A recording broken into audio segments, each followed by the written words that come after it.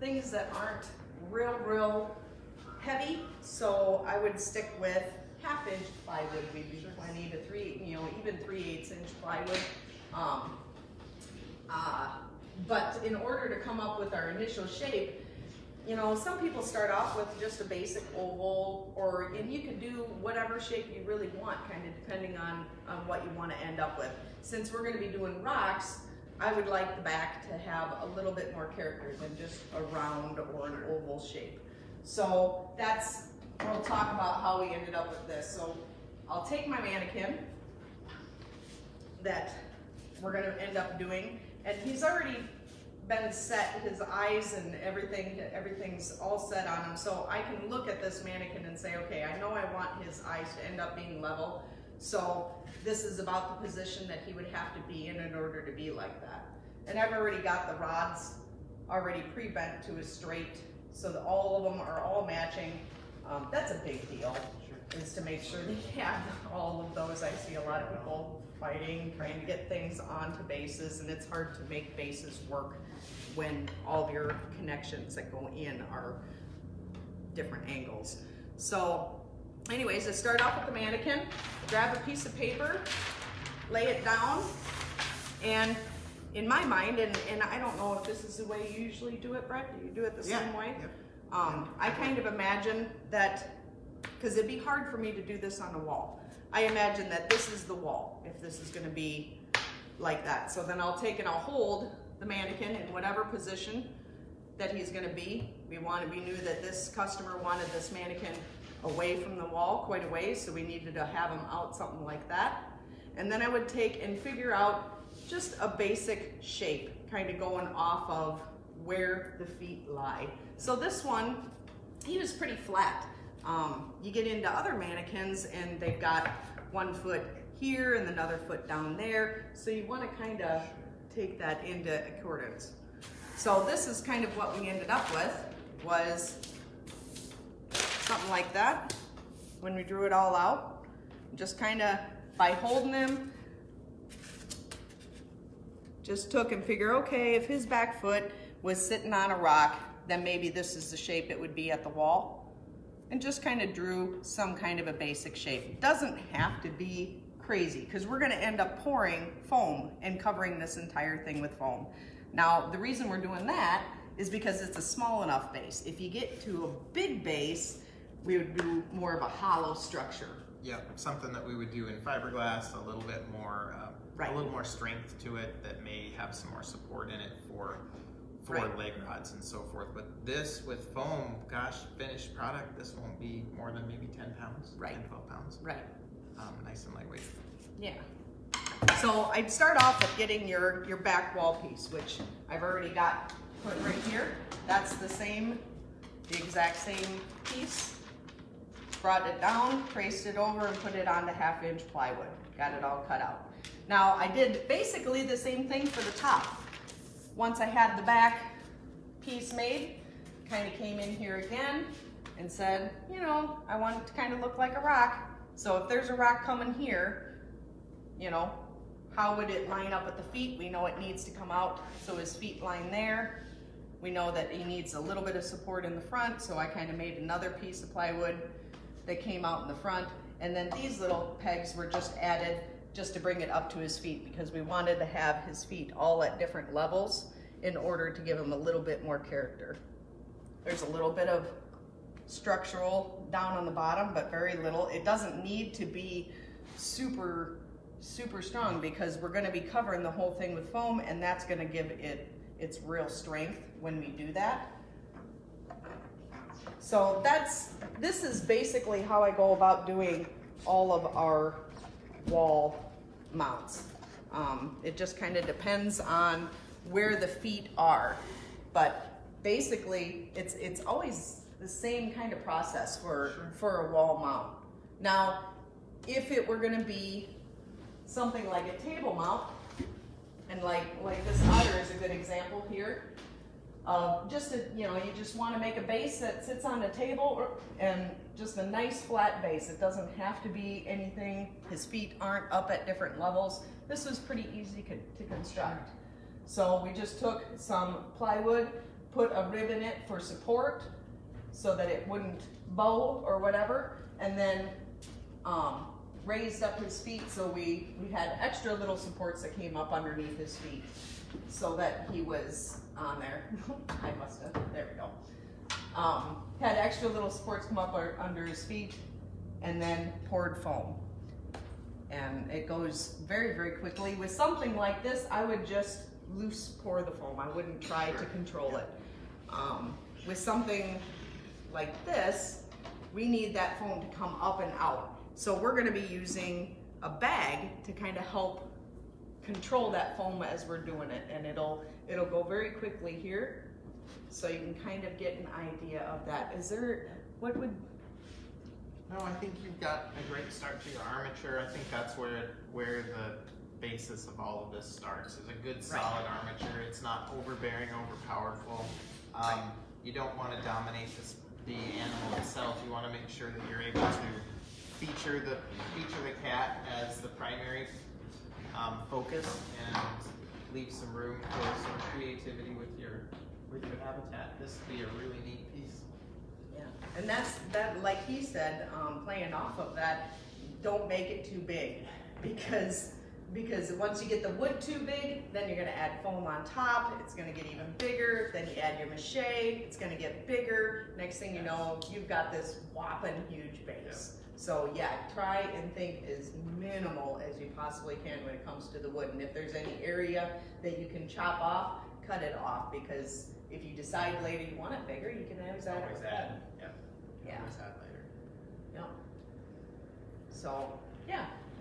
So I think we'll go ahead and you want to show them? Yeah.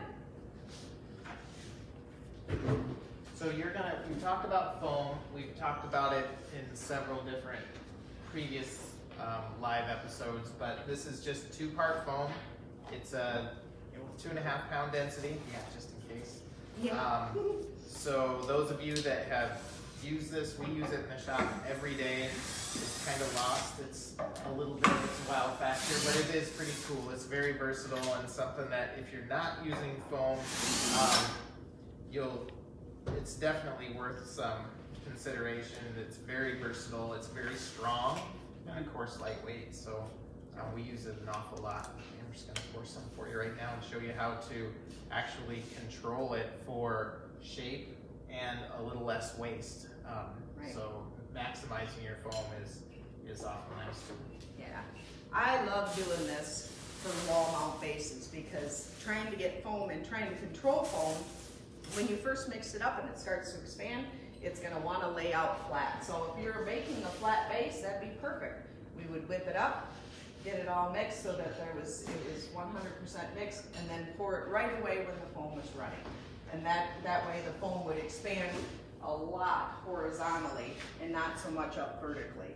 Now on this, we want to make it go vertical, but that foam, it wants to go out. It wants to lay out. Yep. So we're going to use a bag to help control that, and we'll wear gloves still, just as a safety precaution, because you never know if there would happen to have a hole in the bag or something.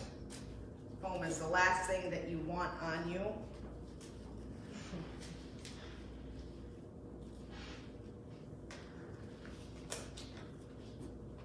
So we would just go ahead and take our base. This is the wall portion that was up on the wall. We're just going to take and we're going to set that in the bottom of our bag so it sits flush against your table or floor. Make sure you're working at a comfortable height. If you're working up here and you're trying to get around it, make sure you're at an area where you can get all the way around if needs be. Once the foam starts to go, it's going to have a life of its own. So you want to kind of have your P's and Q's ready. I guess just have everything ready. We've got our foam here. Yep. We've got gloves. If you've ever gotten Some foam stir on your sticks. hands, you know you're going to be picking it off for the next 3 days. So gloves are a very, very helpful tool. Yep. And even wax paper underneath is not a bad idea, just in case something would happen. That way you don't end up with your base connected to your floor. So we've got our foam, it's poured 50-50, so it's a straight 50-50 mixture. So we're just gonna put it into a bigger cup and then use a bigger stir stick to go ahead and do this. And while Amber mixes that, foam is technically measured by weight.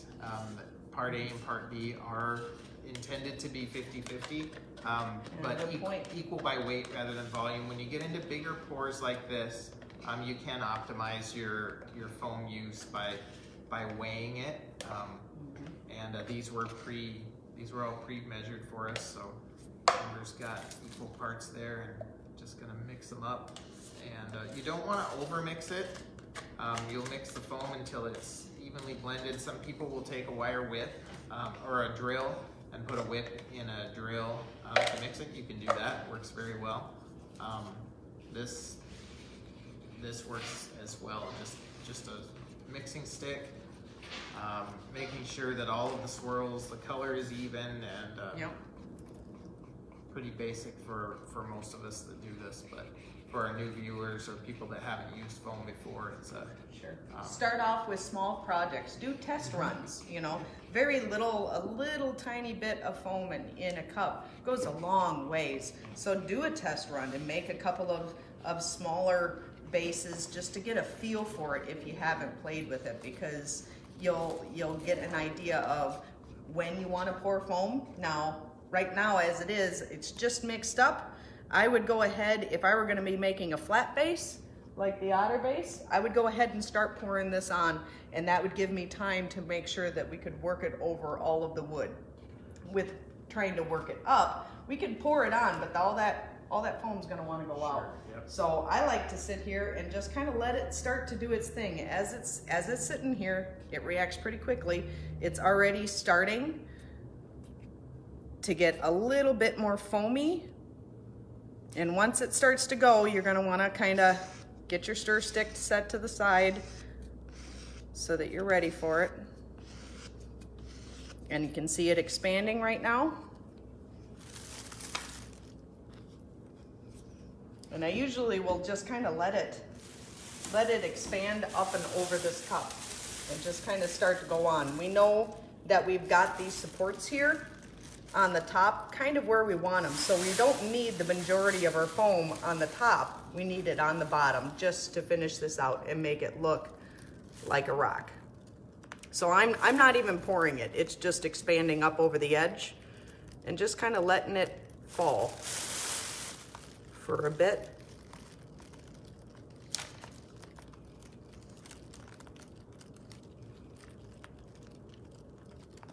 So if you're grabbing a bag that you may have used before, make sure you grab one that doesn't have any holes in it.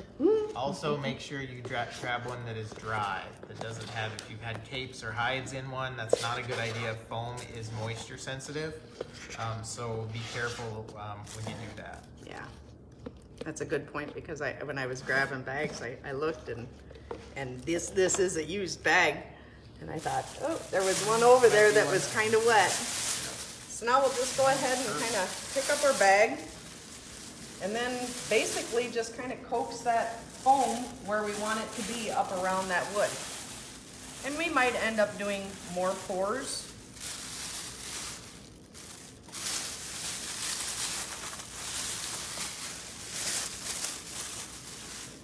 You want to push up on this side of over here?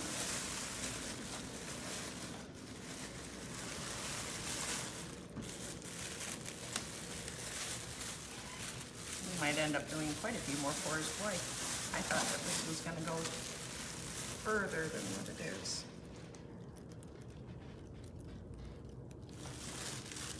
So you can kind of see the edge of the wood. We're just holding it right up so that we can keep it from getting too big. And again, it wouldn't matter if it went way over, but this is just a way of conserving some of the foam. So we have less waste and less carving. It'll make our jobs easier in the end. That's already set up. So we will have one more pour. I'll go and grab ahead and grab some more. So foam is a two-part material, and so it's a catalyzed reaction, and you'll feel as it starts to go, you'll feel heat. It's going to generate heat, and it insulates itself, so it's going to hold that heat for a little while. Now the next pour that Amber puts on here will go faster because we already have heat from the previous pour, so it will kick a little bit faster, so we'll move through this fairly quickly. But this is a great way to make sure that you don't have a whole bunch of waste. Again, as she said, if we were to pour it early, it would run out and we would end up trimming a lot of it off, but this helps us maximize the use of the foam. Yeah, and you can see there's quite a bit of coverage for those 2 cups. I think, what were those 16-ounce cups? And you were 2/3 full. Yeah. And this base, typically your wall bases won't take this much foam, but this one came out from the wall a long ways. Yep, and that was by the customer's design. Wanted the cat facing out into the room, so you know, we're able to, that's the nice thing about this, we're able to customize this to the request of the customer. You saw Amber went past it pretty quickly, but that cat was severely altered to get to that pose and that position, and you know, when you do that much custom work, you can do some custom habitat to go along with it, and charge accordingly. Todd Buchanan would like to know, what weight foam do you like for your habitat? I like the 3-pound foam. I wouldn't do, I don't know if I'd use a lot of heavier foam, just because usually you end up carving, and if you use a 10-pound density or something like that, it's gonna be very, very, very difficult to carve. Yep. And when you pour it free like this, this is actually the same foam that goes into our mannequins, but because the mannequins are poured into and capped into a mold, that foam becomes more dense as it expands. Right. So this in free form is a lot easier to carve than mannequins, but it's still the 3-pound density foam. You can go to lighter foam, but I'm afraid if you don't have a real strong armature, you might have some structural issues with it. This is kind of the happy medium of weight versus structure. Seems to work well for us.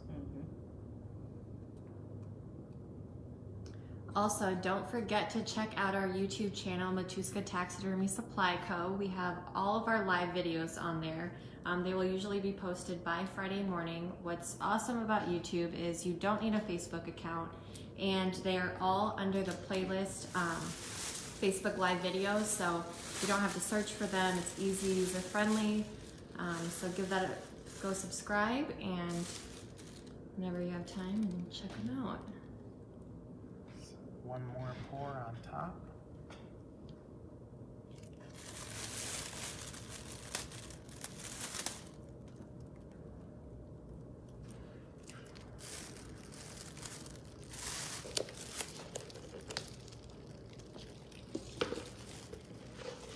Catch it before my bag goes all over. There we go.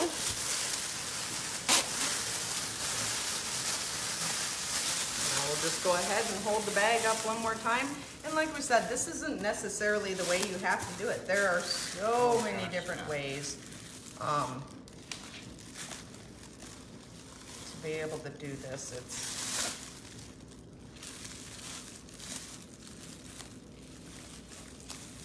So I'm just gonna use my hands to just kind of hold it up here and say, yeah, we'll have that rock come up to the edge of this wood here. And then if it wants to expand more, then that'll force this over and get it to expand up on the other area.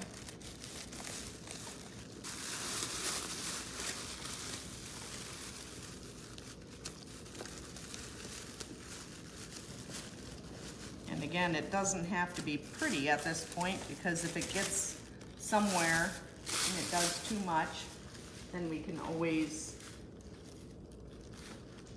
carve it off. Yep.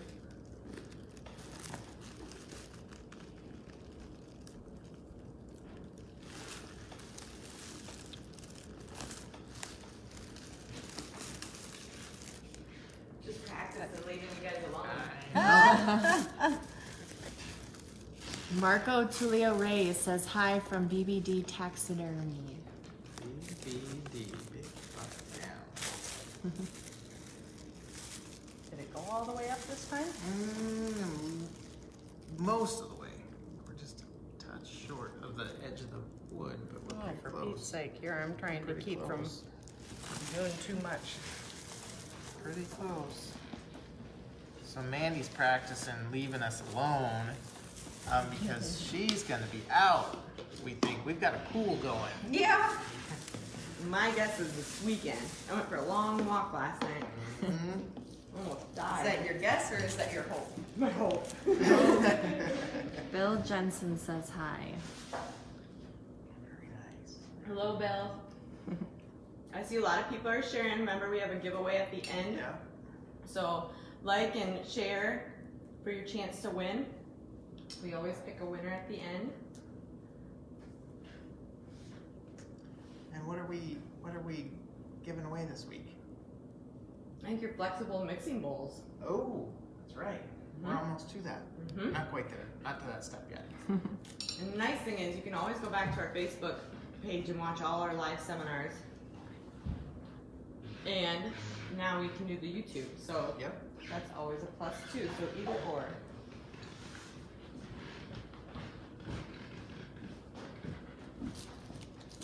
No, Dan Bribs called me, so I was on the phone with Dan. That's why I snuck out. Nice. This first pour is pretty hard now. Actually, if this was the only pour, you could carve this first. You can see it's plenty hard. This is still a little spongy. This is the second pour. Still giving off a lot of heat. The bottom pour is already cooling. So we just about got it. And we're just gonna give it one more little pour here to catch the One top of last this. little bit. Yep. Fill that out.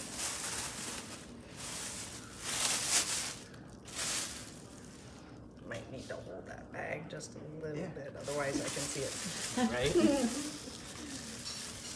I already have this one mixed.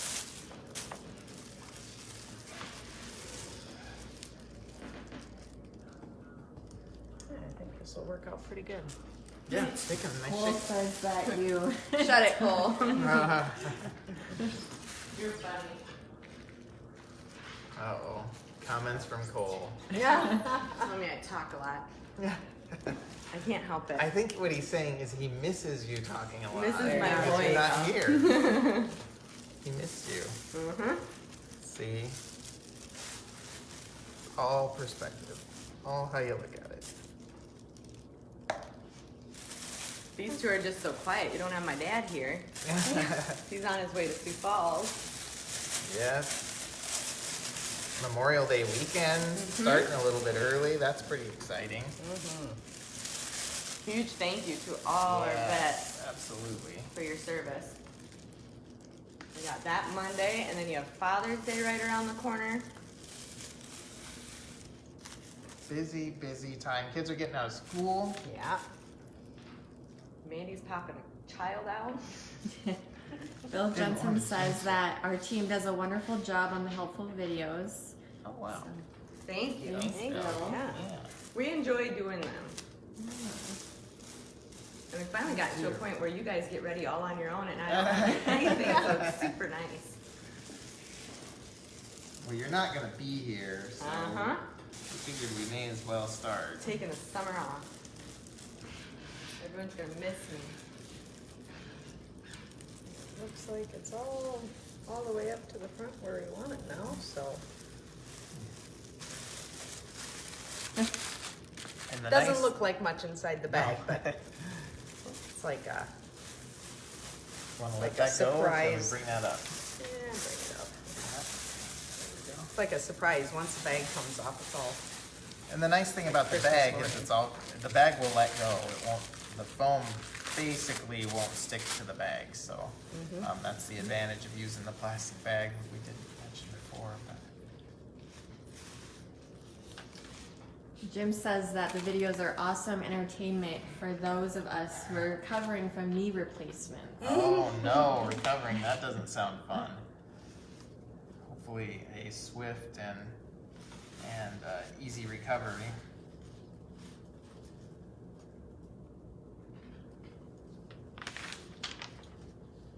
Also, make sure to check out our top sellers from the World Show on our website. Our website is super easy and accessible. It'll be on the front page of our supply company.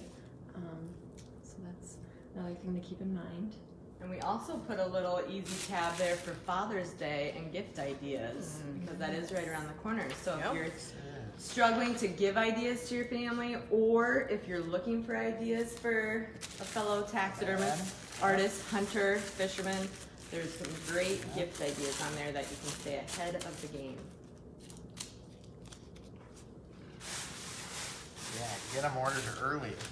It's coming fast. Speedy's quick, but if you're a procrastinator like me, Not for the last minute. My dad just told me, what were we doing yesterday? And he said he wanted one of Gary Brooks' fish heads. fish heads, yeah. for So Dad, I Father's know Day. you're watching on your way to Sioux Falls, but that's probably what you're getting wrapped up. Got you covered. So we're just gonna give this a couple of minutes here. Yeah. It's already good and stiff, and just a minute or so, we'll be able to pop that plastic right off. Which And foam then- did you guys use for that? Which what? Density foam. 3. Yeah. Is that your usual go-to? Yeah. When Yeah, you use the it's- 10-pound. For base making, I don't know if, I don't know if I would unless it would have more of a structural need. Yeah, that's you know. that's what I was gonna say. It would be based on structural needs. If we needed some strong support, this really provides, with that plywood backing, this would support an awful lot. I wouldn't be afraid to use this to do a base like this all the way up to, yeah, John like Suva- coyote Oops, size. sorry. Nope, you're okay. John Suva would like to know if the bag you're using is a special bag, and he sees that the clear is better than a black one, and he would like to know where you got the bag. You just ask the ladies on the phone to throw a couple extra garbage bags in your box, and we will give those you a are, few. Those are very special foam Yeah. casing. No, these are just trash can liners. And it really, it shouldn't stick to any, if you peel it I off think it's early, ready right now. probably start peeling it. The clear is nice because you can see Right. what's going on inside, so you can kind of look down in and say, oh, I want the foam to go that direction or this direction. But you should be able to just kind of open it up. Now we got a few wrinkles in here where some of the bag went in between the foam. I wouldn't worry about that too much. I'd probably just carve it out when you're sculpting the rest of it. Because we will still want to carve this to get the end shape. Yeah. But this way, ideally, we want the bag to have done a lot of the work for us as far as shaping our rock. We had a lot of wrinkles in that one, didn't we? Yeah, it looks like wood. Yeah. You make this one into a log instead of a rock.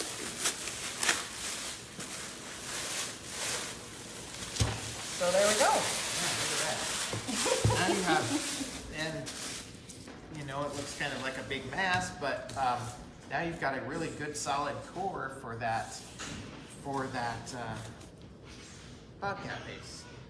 Without a whole bunch of waste, without the foam running all over. We didn't have to sit here and breathe fiberglass or things like that. We don't have the weight of mache. Just a really nice option. Yep. Can't believe you're barefoot in here. Now, I would never do that. Well, I would trip everywhere if I didn't. So I'll take the risk. I'll take the fault if I.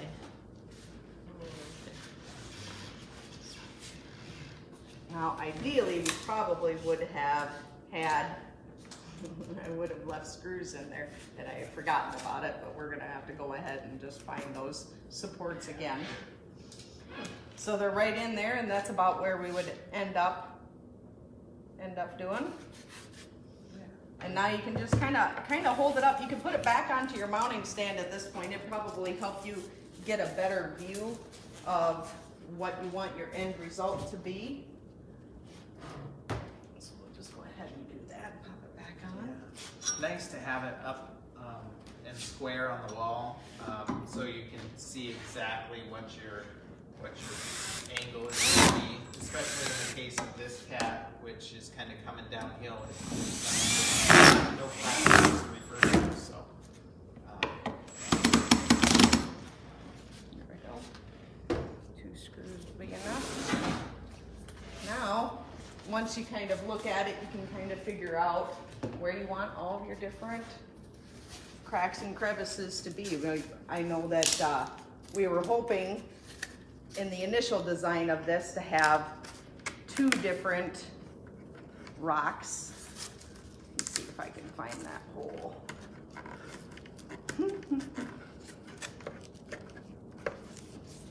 So I was hoping to have 2 different rocks, one back here and then one that kind of came longward forward. So now we would just go ahead and kind of carve out where you want your basic cracks to be. I would say that the separation of the 2 rocks would be somewhere about in here.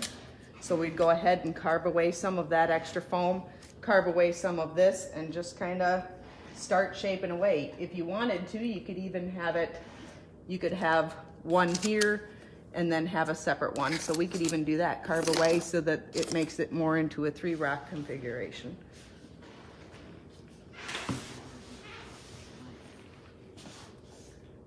Yeah. These little sawzalls are so nice. They are the biggest lifesaver here in the shop. Anybody who has sat there with the corded sawzalls. Oh yeah. Yeah. I'd really like to be able to find that other hole. There it is. So then you can see foam came up here where we really didn't want it. Foam kind of came up in here. So now you can just kind of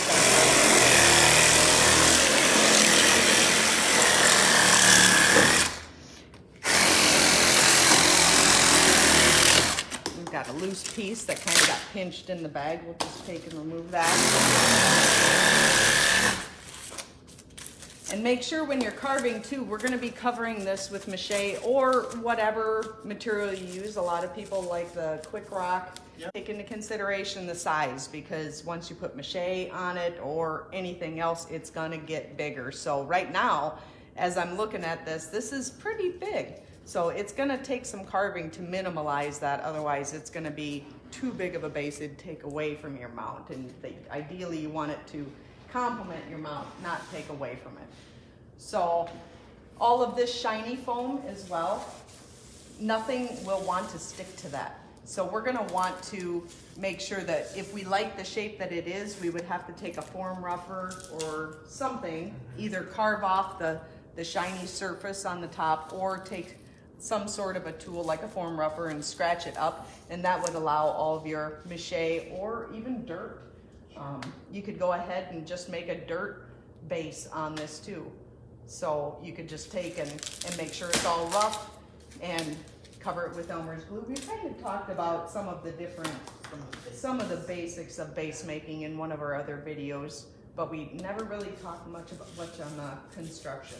No, and that's a really solid base there that kind of shows some small supports and then using the foam. Another quick tip, before they foam, you can, once you've got the animal up on the base, you can put some level lines on it, just to have to refer back to a quick line on the back or a quick line on the mannequin, so you know where you're, when you're carving these freeform bases, you want to be able to get back to a known.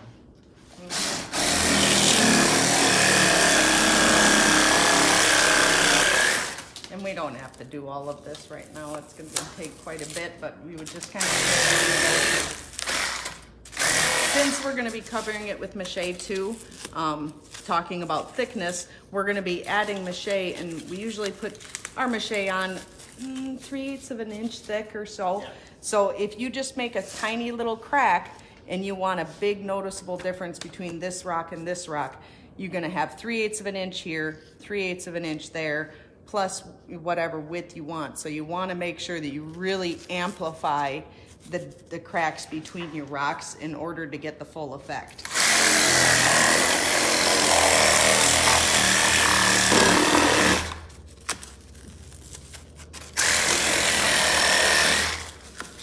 And that way you can really get the feel of it. And this foam is still pretty hot. It's still kind of soft up in the middle because this was one of our later pours. So that will carve a little bit chunkier than this other stuff. So ideally, it'd be better to let it sit for a little bit before it goes.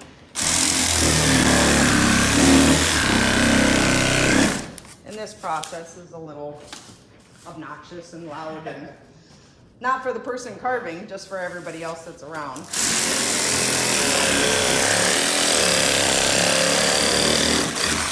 Make sure when you're using sawzalls I see a lot of students trying to run the sawzalls, and they'll have them out here and they'll be doing nothing but just jiggling around. So note yourself, if you're using sawzalls, if you keep it pushed up against whatever you're cutting, it's going to get a lot further. You'll have better success.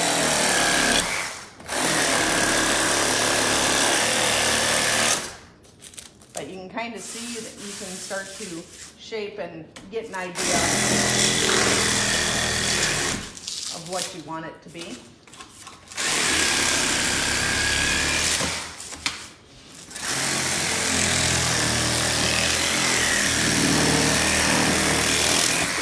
And again, when you're carving stuff for rocks, you don't have to go super detailed with your carving. Some people really try to get every little crack and nook, and they'll do this and that, and then when you cover it up with mache, you're going to end up covering it up exactly what it is. So just get your basic lines, your basic shape, and all the details of the rock can come later. Did you have some different things you wanted to talk about? Well, just a couple notes about the shows. The Wisconsin show date has changed to February 27th to March 1st of 2020. The Nebraska show is June 13th through the 15th in Columbus, Nebraska. And then Nationals is July 25th through the 27th. And we are taking pre-orders for Nebraska and Nationals. So if you guys are going to either of those and you know what you want, definitely take advantage of the free shipping and the show discount. Yeah, that free shipping, boy, that makes all the difference, saving on shipping. Can really add up over a year's time. Happy to bring those over. Yeah. Rob wants to know if my dad has ran into snow. I'm not sure. So Dad, if you're watching, have you hit any snow on your venture to South Dakota yet? I don't know. I saw pictures from the other side of the state. Too, It yeah. looked crappy. Bird. Shout out to Rob Dalla Longo for the recommendation. He said that Matuska Taxidermy has great new ideas, an exceptional taxidermy supply store. Wow. Thanks, Rob.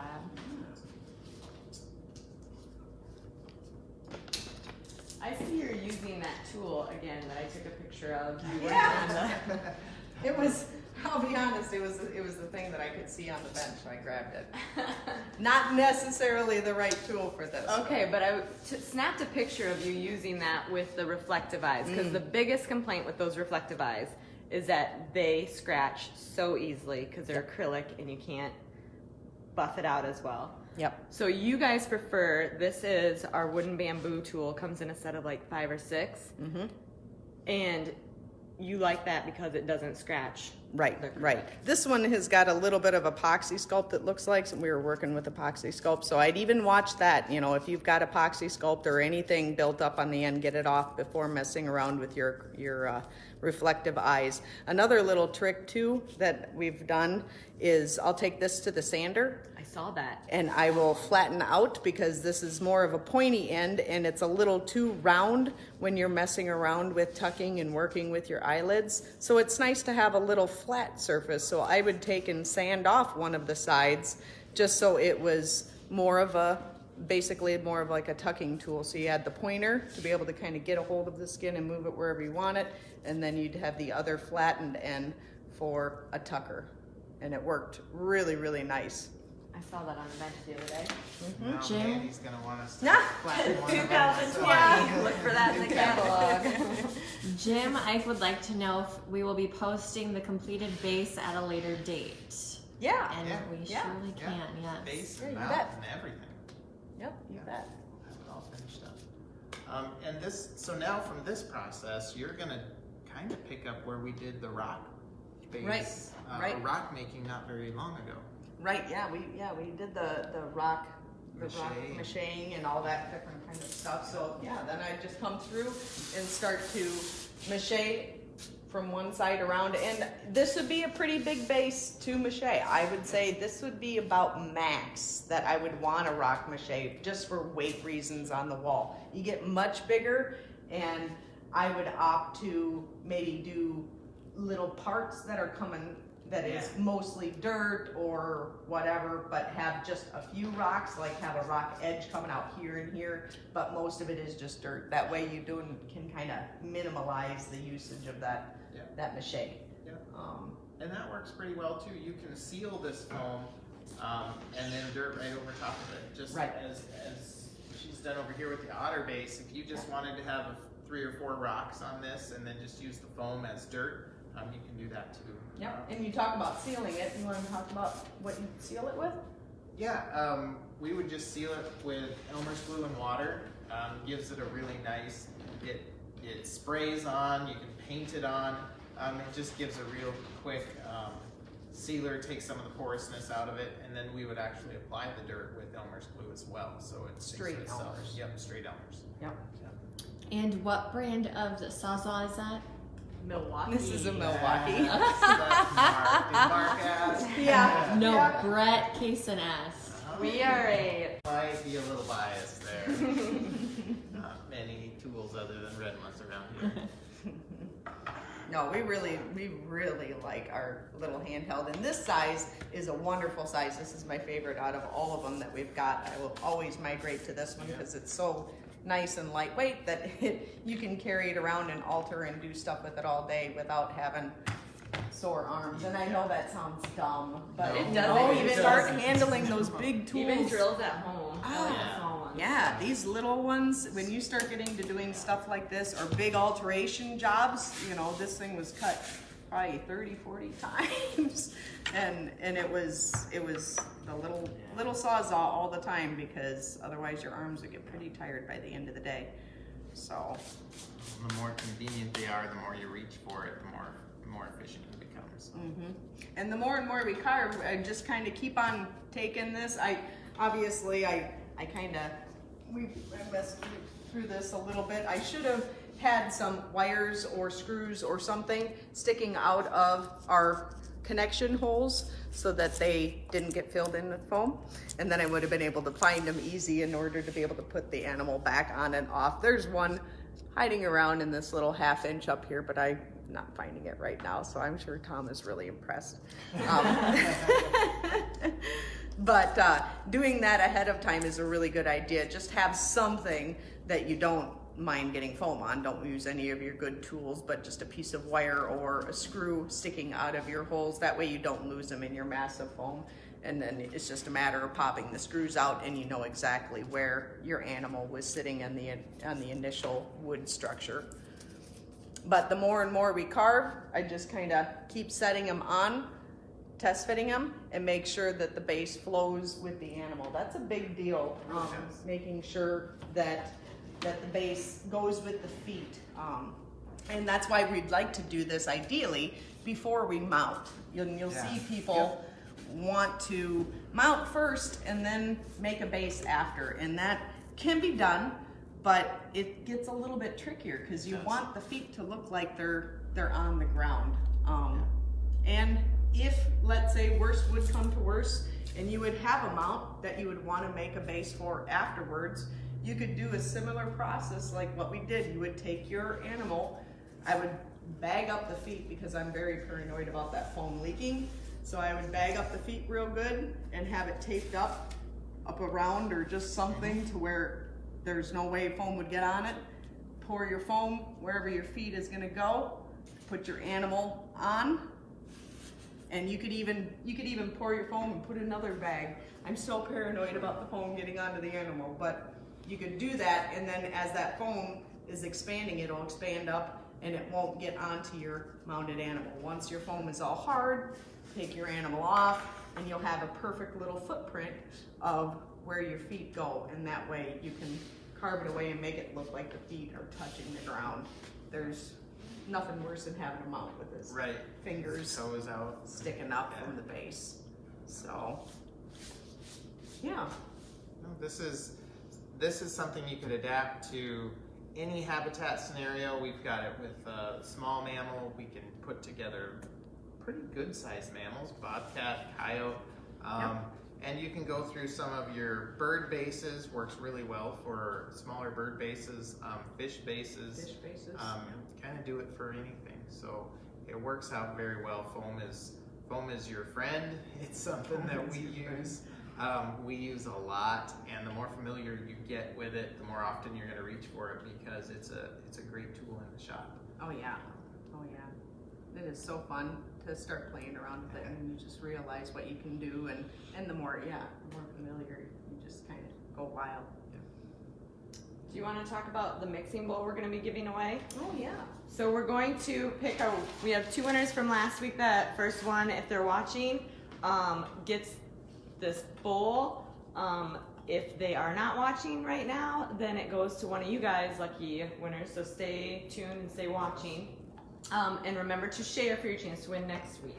Yeah, and we didn't really get to the mixing bowl. I wasn't sure if we would get right in the middle of macheting, and so it was kind of a hard call as far as the timing on this. But we use this a lot for our mache. This is the only bowl I will ever mix in again. Once you've mixed in Tupperware or any other kind of hard bowls or plastic bowls, you'll know exactly what I mean, that it is so nice to be able to have a bowl that flexes. So you go ahead, you mix up your mache in there, do whatever, use it. You're always going to have a little bit left over, and instead of trying to clean it out or having it mix in with your next batch of mache, you just go ahead and give it a squeeze and it will just crack right up. Put it in the garbage. Nice clean bowl again. So nice. Great for mache. I probably wouldn't mix foam in it. Yeah, probably wouldn't mix foam. Don't mix put foam. caulking in it either. Okay. It will destroy your bowls. That happened when that great was. for mache mixing though. So the winners from last week's shares are Brandon Hitchcock and Mike Zigdema. So either one of you, the first one to chime in and let us know you're watching, you will get one of those awesome mixing bowls. Otherwise, it's going to get passed to a lucky live viewer. Yeah. So stay tuned for that. Next week, what are you guys, because we're not done with the molding and casting the last 2 weeks, but with Right. I think you Tom guys are gone, gonna go we back just to that. decided to take a break until he gets back here. Yep, but Next. we will next week. I believe, unless Oh. there's a baby in Unless the there's middle a of all of this. Baby Thursday. I believe we'll be pouring. So we'll make a cast from the rubber tin RTV molds that we made last week. And then we'll move into probably a platinum cure RTV. Tom will talk some about that, and we'll move through the processes. So molding and casting is going to be next week, continued from last week's. When do you think this is obviously a customer piece, so are you going to continue working on this, or will this be another live segment? I don't know. If we're planning I it. would think it'd be nice. It sounds like we already have interest enough for people to see it through the process. So we might go back and forth a little bit. Sure. Pick up a few of these. We might. Have they tuned in? They have not. All right, so let's start guessing numbers. And we will pick the first one that we see that has the number. From 1 to 1 to 25. 1 to 25. Making it easy on them. Yeah. Yeah. See how quickly people can type. Yes, they're saying a live would be awesome for that, for the finish of this. Okay. Sure. Nice. Sure. Nice. Well, maybe we'll pick that up too. Yep. But while we're waiting, safe travels for everyone that's traveling this weekend. We've got a lot of people out on the road. I know Tom and Vicky are traveling. Holly's traveling. Lots of people out and about. So safe travels for Memorial Day. And again, huge thank you to all of our Yes. military personnel and their Yes. families for giving them up and letting them go do their duty for us. So thank you, thank you, thank you. Let's remember what that day is all about. And Father's Day, all the fathers and active male role models in kids' lives, that is coming up on June 16th. So remember, don't Very forget soon. that one. That's Holy cow. faster than I Very thought. soon. I know. Due date is June 4th. This is coming fast. Wow. This month is almost over. All right, we have a winner. Rob Roundsome, I apologize if I didn't pronounce your name correctly, was 23. Nice So work. congratulations. Very good. All right, so Rob, that'll be on your account for you on your next order. I know you're in the system, so we're good to go on that. Stay tuned. We are going to be switching, just a reminder, we are going to be switching to summer hours in the middle of June. So when our school, Northwest Iowa School of Taxidermy students are done, we're going to switch over. It's a little early, but our summer hours will switch then. So we'll keep you posted on that. We're just going to go maybe an hour earlier. But stay tuned. You can always go watch our Facebook videos on YouTube or our Facebook page. And call us and let us know if you have any questions. Thanks for tuning in. Thank you. Yes, thank you. Okay.